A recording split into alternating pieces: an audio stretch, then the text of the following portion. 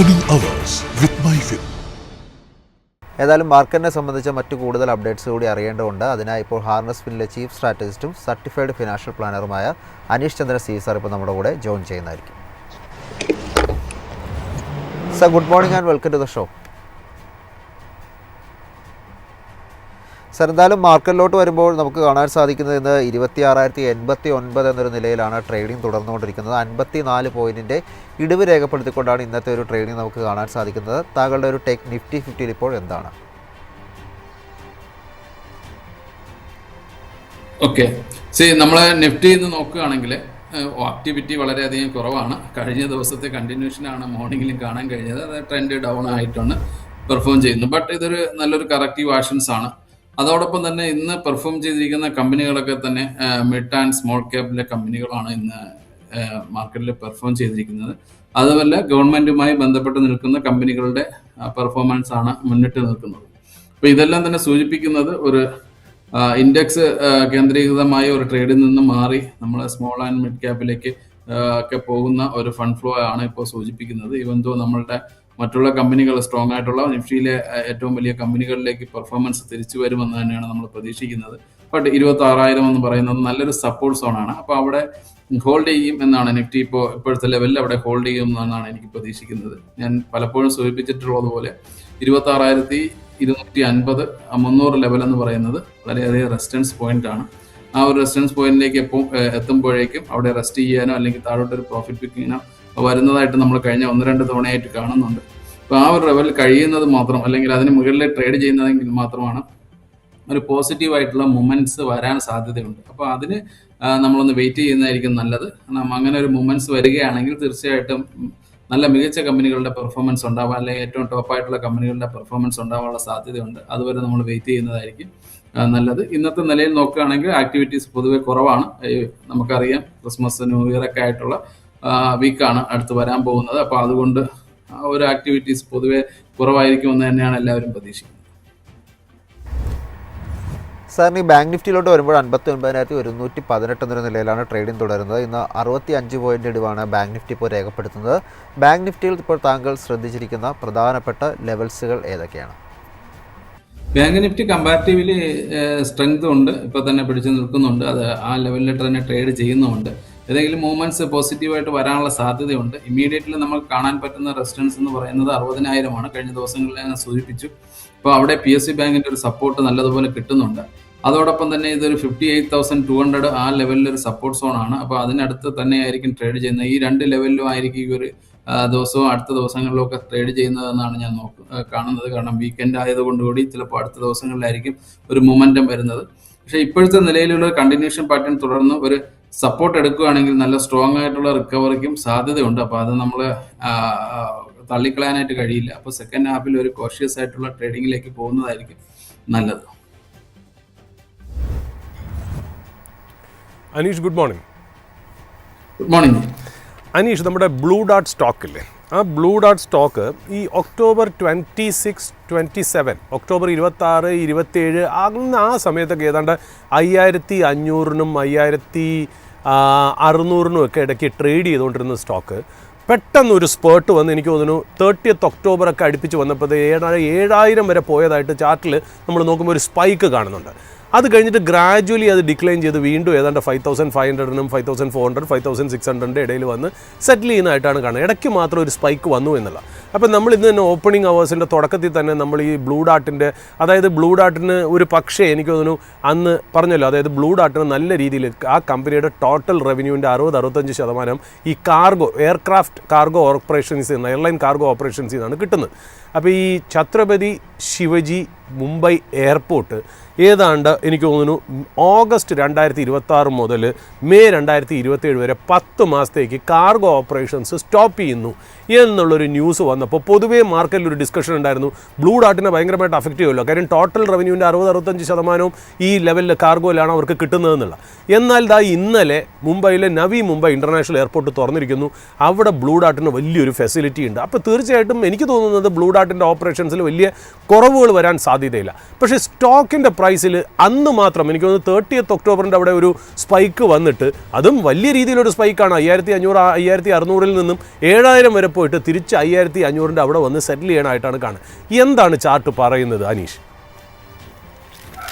ഈ ചാർട്ടിലെ കണ്ടിന്യൂഷൻ ഒരു പാറ്റേൺസ് ആണ് കാണിക്കുന്നത്. കാരണം ഈ സപ്പോർട്ട് ലെവലിൻ്റെ അടുത്തേക്ക് വരുമ്പോൾ അത് തീർച്ചയായിട്ടും ഒരു റിക്കവറിക്ക് സാധ്യത കാണിക്കുന്നുണ്ട്. അതായത് സ്റ്റോക്ക് ഇക്സെൽഫ് തന്നെ ആ സപ്പോർട്ട് സോണിൽ നിന്ന് മുകളിലോട്ട് വരാനുള്ള സ്ട്രെങ്ത് ഉണ്ട്, അതിലേക്ക് മുകളിലേക്ക് വരാനുള്ള ഒരു ടെൻഡൻസി അത് കാണിക്കുന്നുണ്ട്.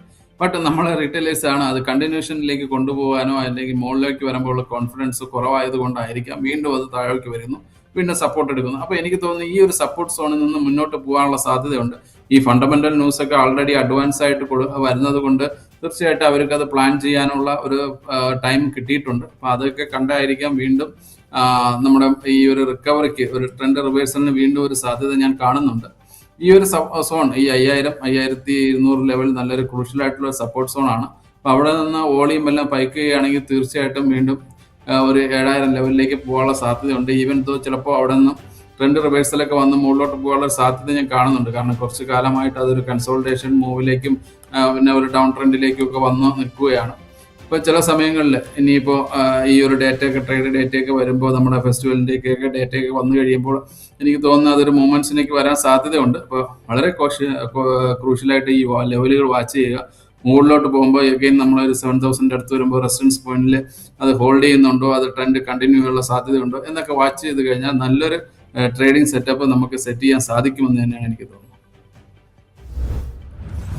അനീഷ്, എൻ്റെ സൈഡിൽ നിന്ന് ഒരു ക്വസ്റ്റ്യനും കൂടി. അതായത് ഇപ്പോൾ 2026, അതായത് ഇനി വരാൻ പോണ കൊല്ലം, നമ്മൾ പൊതുവെ ഒരു മാർക്കറ്റിൻ്റെ ഒരു ടെക്നിക്കൽസ് ഒന്ന് നോക്കുകയാണെങ്കിൽ, പ്രത്യേകിച്ച് പല സെക്ടറൽ ഇൻഡിസസും ഒന്ന് നോക്കാൻ നേരത്ത് ഒരു ചെറിയ ഒരു പോസിറ്റീവ് വൈബ് എനിക്ക് വ്യക്തിപരമായിട്ട് തോന്നുന്നു. ചിലപ്പോൾ ഞാൻ തെറ്റിയേക്കാം.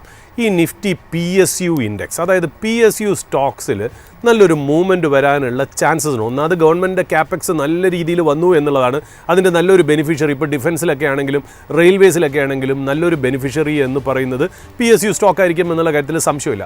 അപ്പോൾ driven by all these kind of fundamentals ഈ PSU ഇൻഡെക്സ് എങ്ങനെയാണ് പ്ലേസ് ചെയ്തേക്കുന്നത്? എൻ്റെ ഒരു അനുമാനം അനുസരിച്ച് PSU സ്റ്റോക്സ് 2026 ഒരു ഭേദപ്പെട്ട പെർഫോമൻസ് തരുന്നതാണ്. എന്നാൽ PSU നിഫ്റ്റി ഇൻഡെക്സ് എന്തെങ്കിലും പറയുന്നുണ്ടോ അനീഷ്? നമ്മളെ കഴിഞ്ഞ ഒരു വീക്കായിട്ട് ഈ PSU ബാങ്ക്സിന്റെ ഒരു മൊമെന്റം നമ്മൾ കാണുന്നത് കൊണ്ടായിരിക്കാം ഈ ക്വസ്റ്റ്യൻസ് വന്നത് എന്നാണ് എനിക്ക് തോന്നുന്നത്. ബഡ്ജറ്റ് വരുമ്പോൾ പൊതുവെ PSUവിന്റെ ഒരു മൂവ്മെന്റ്സ് വരാറുണ്ട്. ഈ PSUവിന്റെ ഇൻഡെക്സ് നോക്കുകയാണെങ്കിൽ എനിക്ക് തോന്നുന്നു PSU ഇൻഡെക്സ് ഇപ്പോൾ ഒന്ന് പെർഫോം ചെയ്ത് വരുന്നുണ്ട്, തിരിച്ച് കയറി വരുന്നുണ്ട്.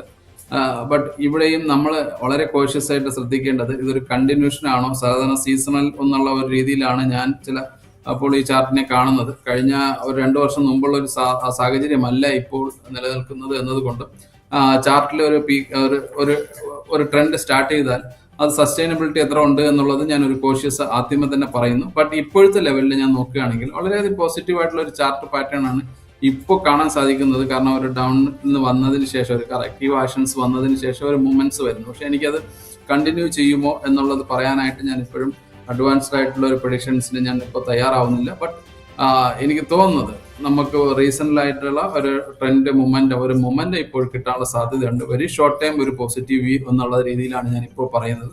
അതിനപ്പുറം ഞാനൊരു കോഷ്യസ് നോട്ട് ഇടുകയാണ്.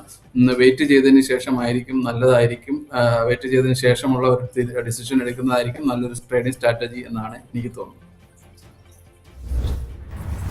സാറിന് ഒരു ക്വസ്റ്റനായിട്ട് ചോദിക്കാനുള്ളത്, സാർ ഓൾറെഡി ഇന്ന് തുടക്കത്തിൽ മെൻഷൻ ചെയ്തിരുന്നു മിഡ് ക്യാപ്പ് സ്മോൾ ക്യാപ്പ് ഓഹരികളിലൊക്കെയാണ് മുന്നേറ്റം കാണാൻ സാധിക്കുന്നത്. അതിൽ തന്നെ എടുത്തു പറയേണ്ടത് ഈ റെയിൽവേ ഓഹരികളിലുള്ള ഒരു മുന്നേറ്റമാണ്. ഇന്ന് നോക്കുമ്പോൾ RVLനെ സംബന്ധിച്ച് 9% മുകളിലേക്ക് ഒരു നേട്ടം രേഖപ്പെടുന്നതായിട്ടാണ് കാണാൻ സാധിക്കുന്നത്. ഈ ഒരു ലോങ് ടൈം ട്രെൻഡ് ഒരു ബെയറിഷ് ആയിട്ട് ഉണ്ടായിരുന്നെങ്കിൽ കൂടി കഴിഞ്ഞ ഒരു 5 ദിവസത്തെ ട്രേഡിംഗ് നോക്കുമ്പോൾ ഓൾമോസ്റ്റ് ഒരു 20% മുകളിലേക്ക് ഒരു നേട്ടം രേഖപ്പെടുത്തി കഴിഞ്ഞു ഈ ഒരു ഓഹരി. ഒരു ട്രെൻഡ് റിവേഴ്സലാണോ ഈ ഒരു ഓഹരിയിൽ കാണുന്നത്? ഒരു മുന്നേറ്റത്തിനുള്ള സാധ്യത ഇനിയും ഉണ്ടോ? RVLനെ സംബന്ധിച്ചിടത്തോളം 300 വളരെയധികം ക്രൂഷ്യലായിട്ടുള്ള ഒരു സപ്പോർട്ട് സോൺ ആയിരുന്നു. അവിടെ നിന്നാണ് ഒരു മുന്നേറ്റം വന്നിരിക്കുന്നത്. എനിക്ക് തോന്നുന്നത് 40 വരെയൊക്കെ കൊണ്ടുപോകാനുള്ള സാധ്യതയുണ്ട്. ഇമീഡിയറ്റ്ലി ഷോർട്ട് ടൈമിൽ ട്രെൻഡ് പോസിറ്റീവാണ്. ഒരു ട്രെൻഡ് റിവേഴ്സലിനുള്ള സാധ്യത നമുക്ക് തള്ളിക്കളയാൻ കഴിയില്ല. കാരണം അതിനൊരു മൊമെന്റം ഇപ്പോൾ കണ്ടിന്യൂ ചെയ്യുന്നുണ്ട്. വോളിയത്തിൽ അതിൽ സപ്പോർട്ട് വരുന്നുണ്ട്. ബട്ട് ഈ 440, 445, 450 ലെവലിൽ വളരെ ക്രൂഷ്യലായിട്ട് വാച്ച് ചെയ്യുക. അവിടെ ഒരു പ്രോഫിറ്റ് ബുക്കിംഗ് വരാനുള്ള സാധ്യതയുണ്ട്. അവിടെ നിന്ന് വരുന്ന ട്രെൻഡ് അതാണ് നമ്മളെ അടുത്തൊരു കണ്ടിന്യൂഷൻ ട്രെൻഡ് ആണോ അല്ലേ എന്നുള്ളത് നിശ്ചയിക്കുന്നത്. അപ്പോൾ അതായിരിക്കും ഒരു ഷോർട്ട് ടൈമിലേക്ക് പോസിറ്റീവ് ആയിരിക്കുക, to be remain positive up to 440 വരെയൊക്കെ ഉള്ളത്. അതിനുശേഷമുള്ള ട്രെൻഡ് ആ ഒരു പ്രോഫിറ്റ് ബുക്കിംഗ് വന്നതിന് ശേഷം എങ്ങനെയാണ് എന്നുള്ളത് നമുക്ക് ഡിസൈഡ് ചെയ്യാം. സാറിന് ഈ കൊച്ചിൻ ഷിപ്പ്യാർഡിൻ്റെ ഒരു വ്യൂ കൂടിയാണ് അറിയേണ്ടത്. ഇന്ന് 2% അടുത്തേക്കൊരു നേട്ടം ഓഹരി രേഖപ്പെടുന്നുണ്ട്. 1678 എന്നൊരു പ്രൈസിലാണ് ട്രേഡ് ചെയ്യുന്നത്. കഴിഞ്ഞൊരു 10 ദിവസത്തെ ഒരു ട്രേഡിങ് നമ്മൾ നോക്കുമ്പോൾ ഓൾമോസ്റ്റ് ഒരു 13% നേട്ടം ഇപ്പോൾ നൽകി കഴിഞ്ഞു. കൊച്ചിൻ ഷിപ്പ്യാർഡിൽ ഇപ്പോൾ ചാർട്ട് എന്താണ് ഇൻഡിക്കേറ്റ് ചെയ്യുന്നത്? സ്ലോലി ഉള്ള മൂവ്മെന്റ്സിലോട് കൂടി പോസിറ്റീവിലേക്ക് വരാനുള്ള ശ്രമമാണ് ഇപ്പോൾ നടക്കുന്നത്. എനിക്ക് വളരെ കൺസോൾട്ടേറ്റുള്ള ഒരു മൂവ്മെന്റ് അല്ലെങ്കിൽ ട്രെൻഡ് റിവേഴ്സൽ എന്ന് പറയാൻ കഴിയില്ലെങ്കിലും നിയർലി ഒരു 1900 അടുത്തേക്ക് വരാനുള്ള സാധ്യതയുണ്ട് വെരി ഷോർട്ട് ടൈം. അപ്പോൾ ഒരു ഷോർട്ട് ടൈം ട്രേഡേഴ്സിനെ സംബന്ധിച്ച് അത് പോസിറ്റീവായിട്ട് തന്നെ നമ്മൾ റിമെയിൻ വാച്ച് ചെയ്യുക. 1900 വരികയാണെങ്കിൽ അവിടെ നിന്ന് എങ്ങോട്ടാണ് സ്റ്റോക്ക് റിയാക്ട് ചെയ്യുന്നത് എന്നുള്ളത് നമ്മൾ നോക്കുക. അവിടെ നിന്ന് റിയാക്ട് ചെയ്യുന്നതനുസരിച്ചിട്ട് പെർഫോം ചെയ്യും, അല്ലെങ്കിൽ സ്ട്രാറ്റജി ഫോം ചെയ്യുന്നതായിരിക്കും നല്ലത്. ഇപ്പോഴത്തെ ലെവലിൽ വളരെ സപ്പോർട്ട് എന്ന് പറയുന്നത് 1500 ആൻഡ് 1900 എന്നുള്ള ലെവലിൽ ട്രേഡ് ചെയ്യും. ആ ഒരു ട്രേഡിങ്ങിന്റെ ഓപ്പർച്യൂണിറ്റി യൂസ് ചെയ്യുക എന്ന മാത്രമായിരിക്കും നമ്മുടെ കയ്യിലുള്ള best strategy. Thank you Aneesh sir, ഇത്രയും അപ്ഡേറ്റ്സ് പങ്കുവച്ചത്. Thank you so much.